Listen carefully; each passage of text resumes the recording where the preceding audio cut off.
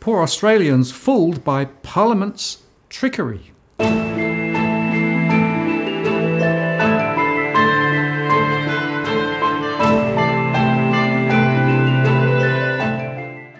Martin North, John Adams, in the interest of the people. Hello, John. Hello, Martin. How you going? Pretty good. Good to see you back in the studio again, and yet again more trickery.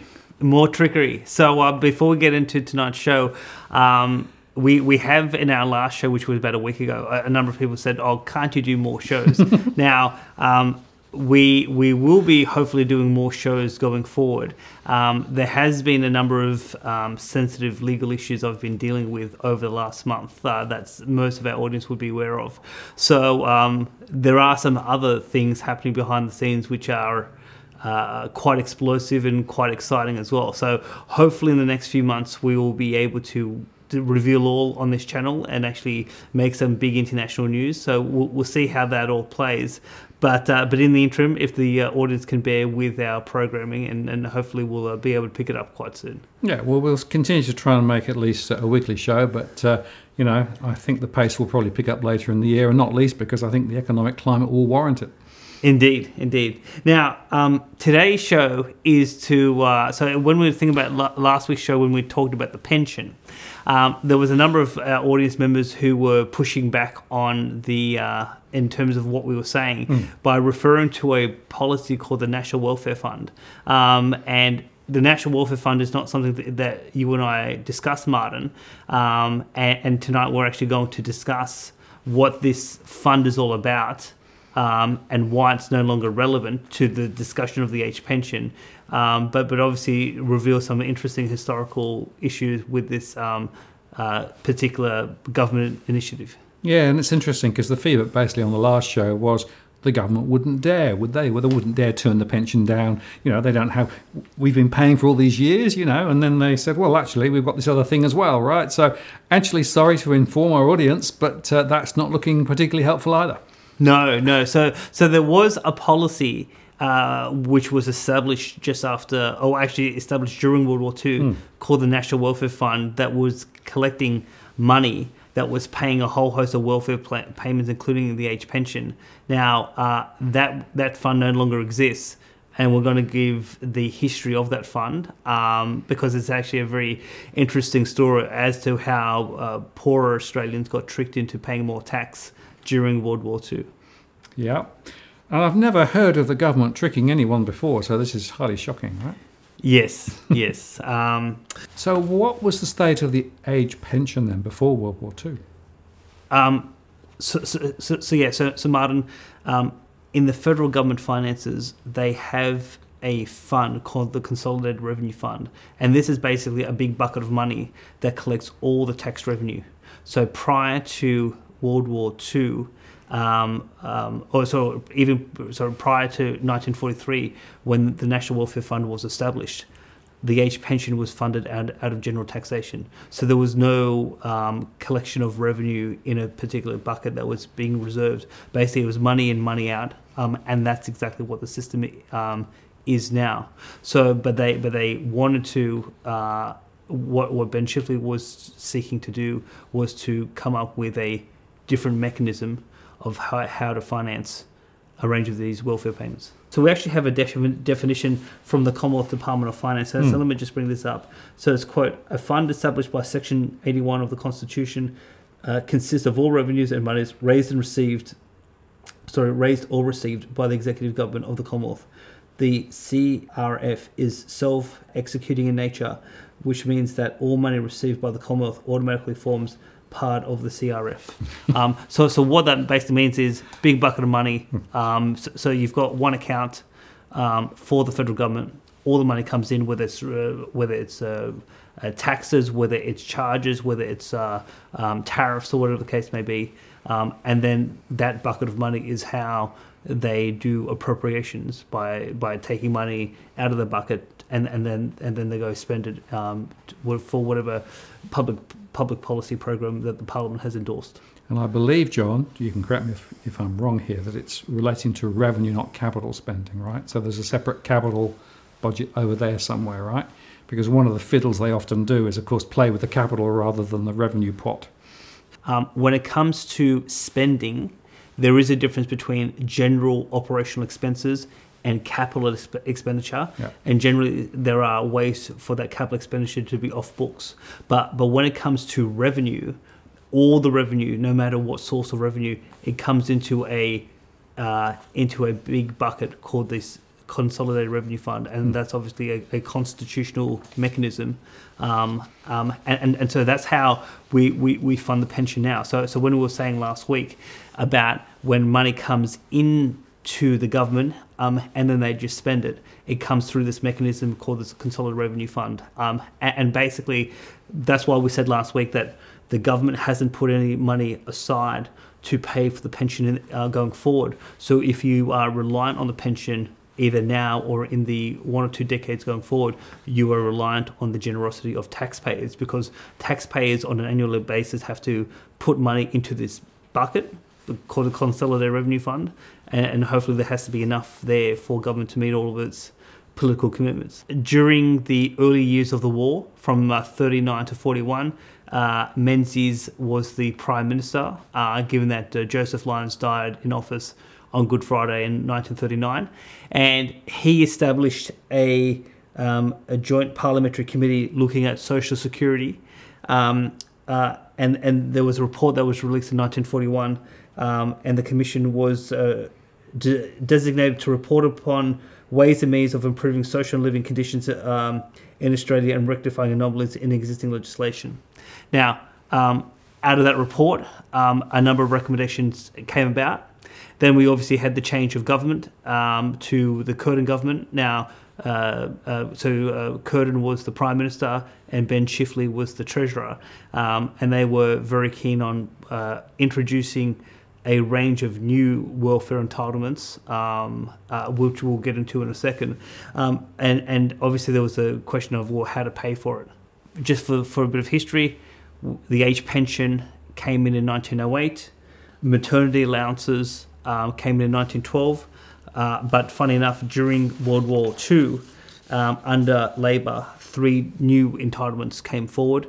One was child endowment, which was 1941, widow's pension, 1942, unemployment sickness benefits, 1944. So funny enough, prior to 1944, we didn't have a national dole or Centrelink payment that we have for unemployment now. So Ben Chifley, who was the treasurer at the time, he announced that he was going to create a new comprehensive scheme of national welfare, and that was going to look at health services, unemployment sickness benefits, family allowances, and other welfare services. So coming back to what we were talking about just now, that new fund that was created during the Second World War, right, which was the welfare fund, was effectively a separate pot. One of the interesting things, Martin, that I find in this sort of general discussion about additional welfare payments is that this was happening during World War II. We were obviously fighting the Nazis in the European theatre as well as in North Africa. But closer to home, we were facing bombings from the Japanese potential invasion, and yet somehow Labor was able to thought it was a good idea to devise a whole host of welfare payments while we were fighting for our survival. So personally, I find that sort of quite interesting, because I would have thought that if you want to preserve your country, that all of the policy time, effort of Parliament should be focused on the war effort, not necessarily on about creating a welfare state, because obviously if you lose the country, what's the good of the welfare state in those sort of circumstances? But given your experience and your parents' experience during World War II, I don't know if you've got any comments to make about. So obviously Churchill was basically spent all of his time focusing on how to, ensure that the United Kingdom survived the war against the Nazis. I don't think Churchill had time to implement a whole host of welfare programs at the same time. Not at the same time. It was after the war that they brought some of those welfare programs in, which didn't exist earlier. But, I've always had the view that parliamentarians should be able to do more than a single thing at once, even the time of war, right? Well, I mean that is very interesting. So I guess if it's a foreign war like maybe Iraq or Afghanistan, which is quite minor on a relative basis, that's perhaps the difference when you're basically being bombed and you're basically facing complete annihilation and invasion. But of course, in Australia, the quantum of engagement around the war was probably somewhat lower than being in the UK at the time. Well, I mean, look, before 1942, that would have been true. But then obviously in 1942, Darwin was bombed. Yep.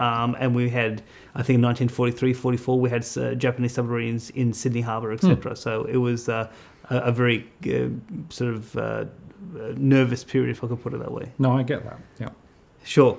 So now, because there was the war effort, and because the government was spending extraordinary sums of money on the war, there was a very interesting question of, well, if you're going to have these welfare payments, how are you going to pay for it? Yeah. Now, the trickery of Parliament comes in was because they needed people to pay more tax in order to fund these welfare payments, because they couldn't print more money because we already had an inflation problem. So what they actually did was they actually lowered the tax-free threshold to generate more tax revenue. And so there was a particular paper that I found on the Parliament's website that actually talked about the National Welfare Fund. And I'm just going to quote to demonstrate about what they actually did. So, quote, these new measures, including the establishment of the National Welfare Fund, were financed out of increased taxation brought about primarily by lowering the tax threshold from £156 to £104. Now, Martin, the reason why this is, I think, significant in the context of the title of the show about poor Australians is that this tax measure is actually regressive. And what that means is that on a proportional basis, poor people pay more of their income in tax relative to rich people. And so we actually have a definition about what a regressive tax is, just so if our audience is a little bit unclear about the difference between progressive tax and regressive tax. So, quote, a regressive tax is a tax applied uniformly, taking a larger percentage of income from low-income earners than from high-income earners. It is in opposition to a progressive tax, which takes a larger percentage from high-income earners. So they set up this fund, this National Welfare Fund, to finance a whole bunch of welfare payments. At the same time we're fighting the Japanese. And how do they finance that? By implementing a regressive tax, forcing poorer Australians in immense hardship during the war to give more of their money to the federal government. A very extraordinary policy maneuver. Dare I say, maybe the modern politician wouldn't be so brave to venture in such a fashion. Well, they'd probably find some way of dressing it up, right, a bit differently, with a bit more marketing spin and what have you. But I wouldn't put it past them. Sure. Well, I mean, look, the other thing is we're talking about pre-TV. Yeah. Radio would have been limited. Newspapers would have been, particularly during the war. There was government censorship of the press. So the journalists were not free to report about public policy like they are in peacetime. So perhaps the circumstances allowed for this sort of policy to come forward. But the interesting thing is that so the reason why they wanted to go down the tax route rather than printing more money, because they were already printing a lot of money, was because the country was already having an inflation problem during the war, and the policymakers, including the Treasurer, didn't want inflation to become more rampant. And typically during the wars, when governments spend too much and print too much, you do get an inflation problem. So as I was researching this show, Martin, I actually found a very interesting article. So there's a famous newspaper called The Bulletin, and they had an article from 1943. And I'm just going to quote from an article called Gold Inflation in Industry. And so in the Bulletin, there's a section called Business Robbery, etc. So this is 2 June 1943, quote, a ready illustration of this is the 22% cost of living inflation that has occurred in this country since the outbreak of the war. This inflation in prices, which we periodically, usually during and following a war, though also know as boom times, nearly always represent the depreciation in the value of paper money in its bank credit equivalent.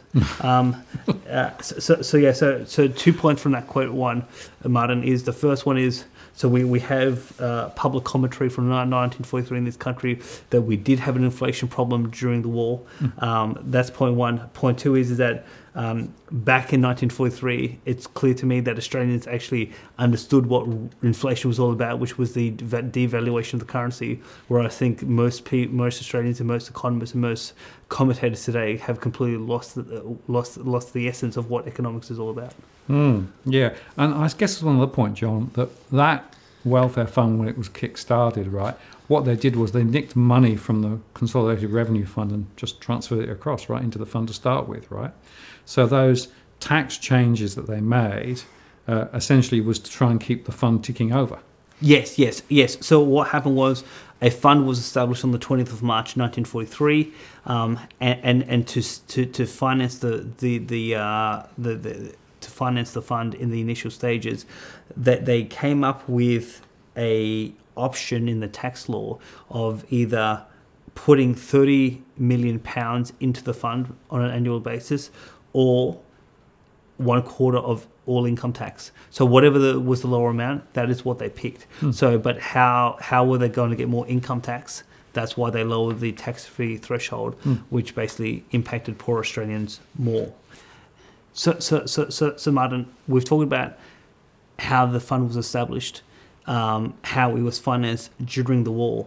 Now, obviously the war ended in 1945.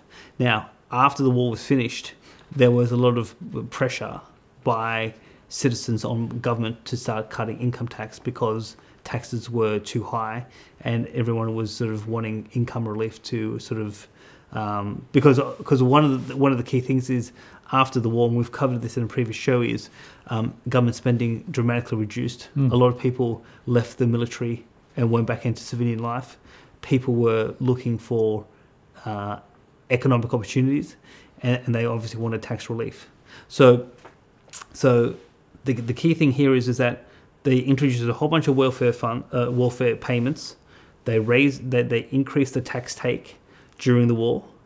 People wanted to pay less tax, but the dilemma for the government was they needed that tax because they had to pay the continued welfare payments.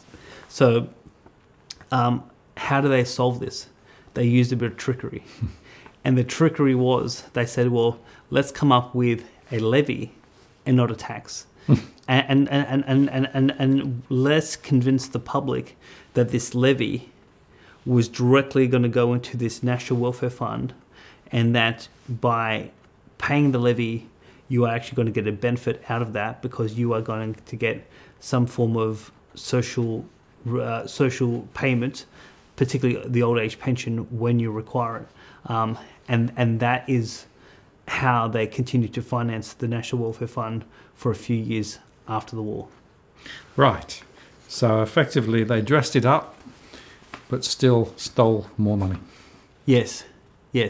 Now, the interesting thing is that the levy payments started, so it acted kind of like a tax, but it started at if you were earning more than £104 if you had no dependents.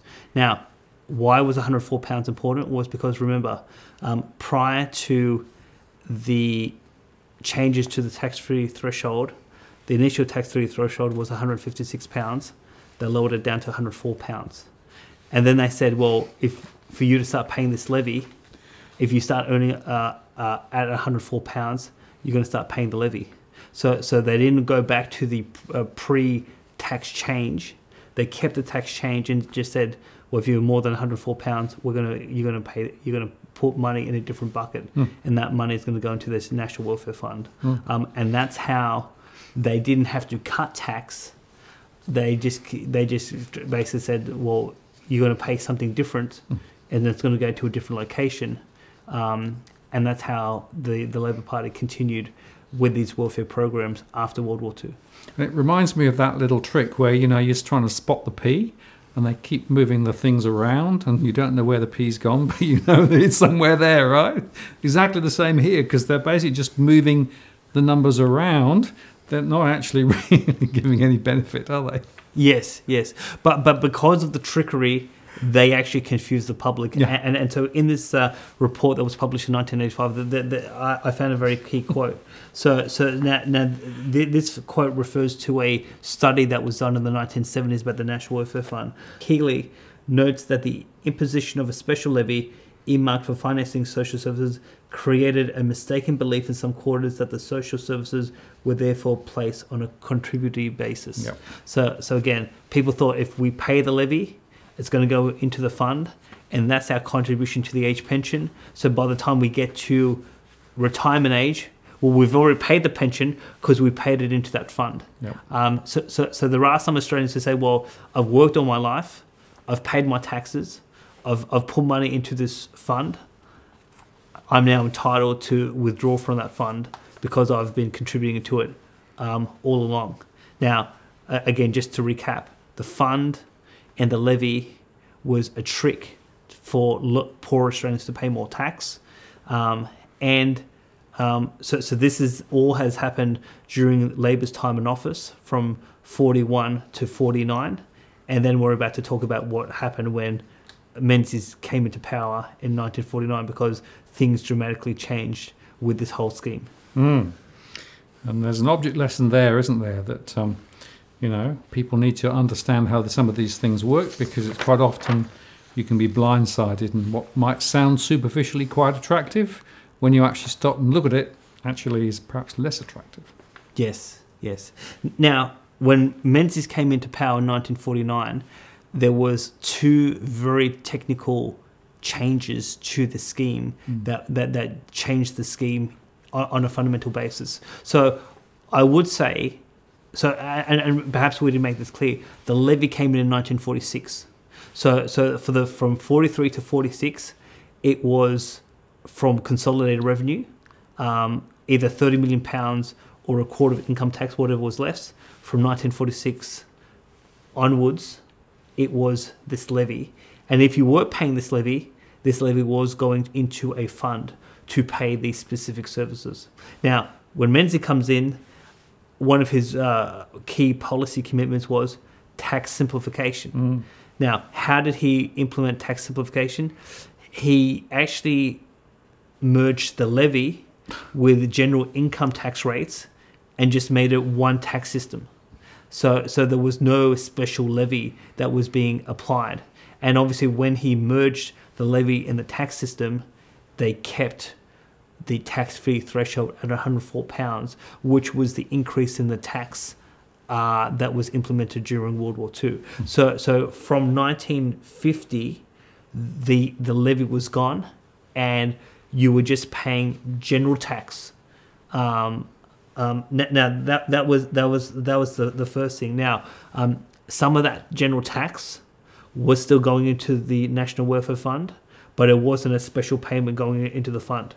Now, the second key change that happened was that the National Welfare Fund changed fundamentally. So what the Menzies government did was they said, well, whatever money is required to come out of the fund to pay these welfare payments, we're going to put the same amount of money into the fund from the Consolidated Revenue Fund.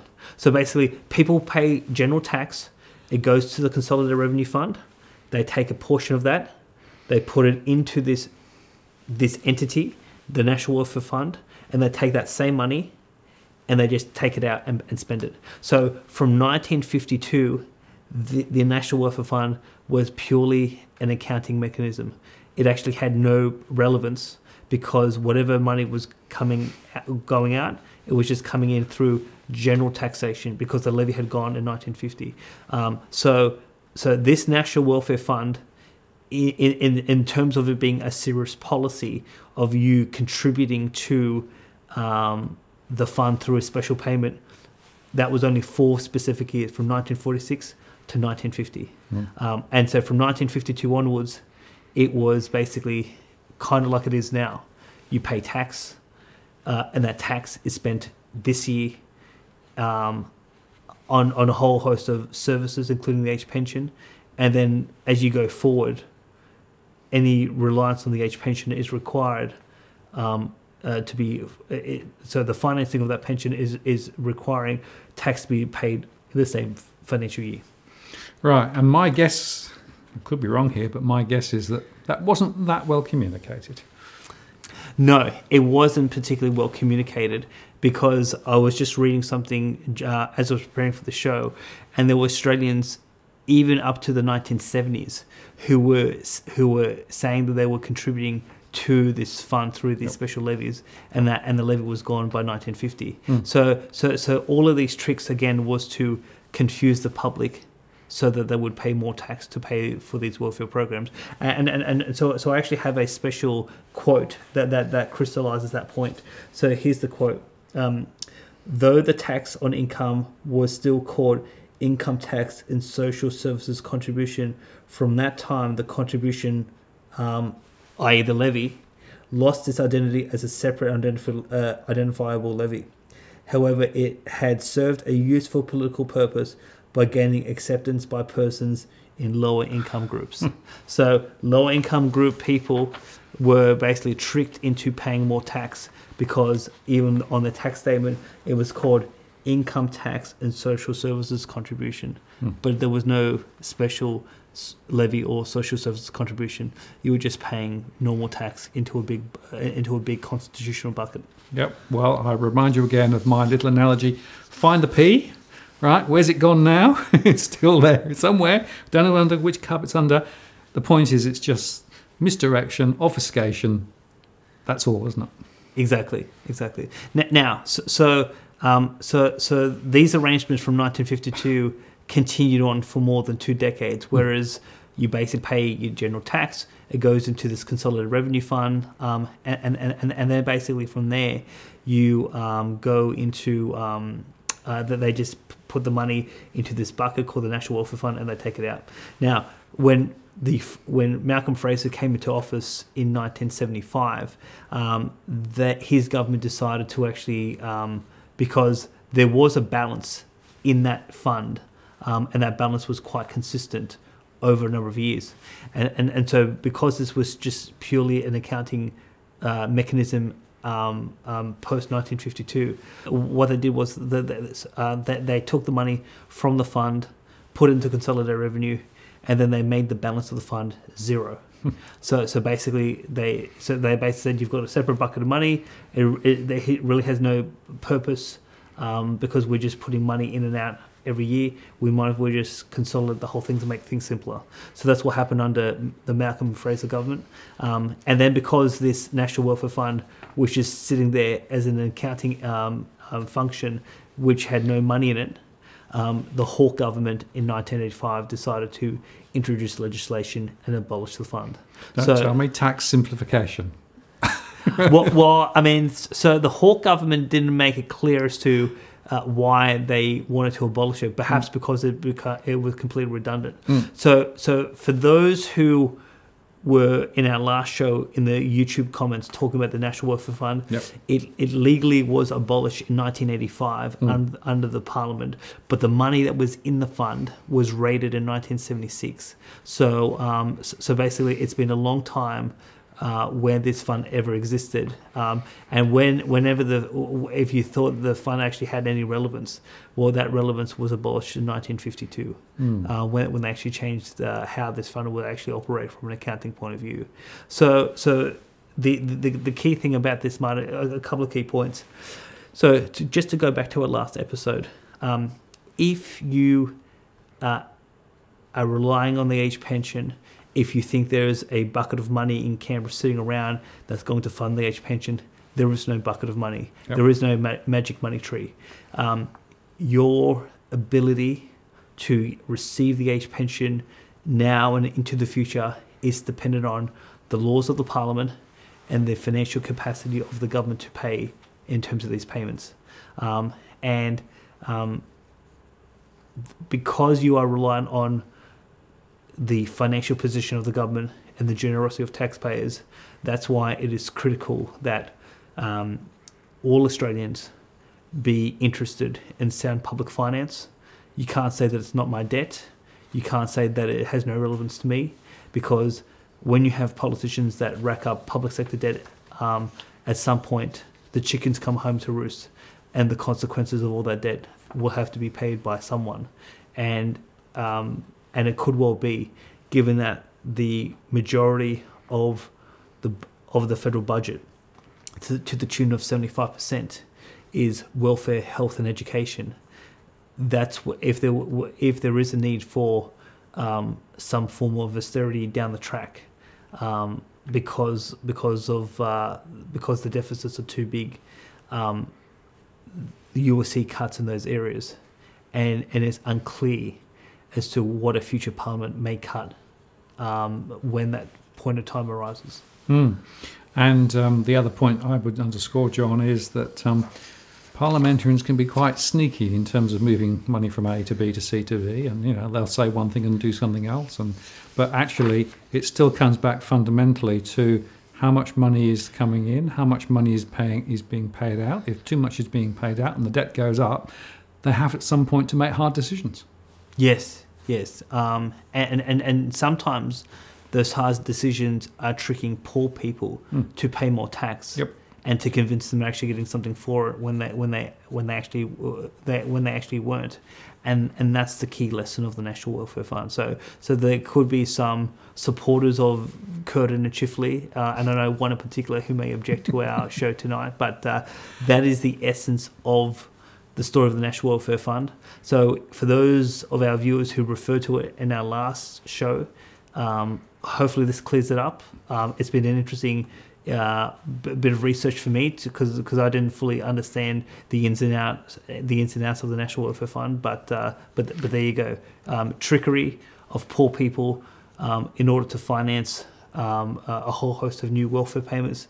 At the same time, we're trying to survive against Japanese onslaught, and all of that trickery was abolished decades later, and we now face ourselves in the circumstance that whatever we want to spend on, we need taxpayers to pay today, and we have to hope that that interest costs and all the other sort of burdens of debt don't become so enormous that the government has to be facing tough decisions about how to balance the books on an equitable basis. Well, let's hope not, because we know leopards don't change their spots, right? And this gives a very good clue as to how leopards think. Yes. John, I appreciate your time today. Thank you. Martin North, John Adams. In the interest of people, we'll see you next time.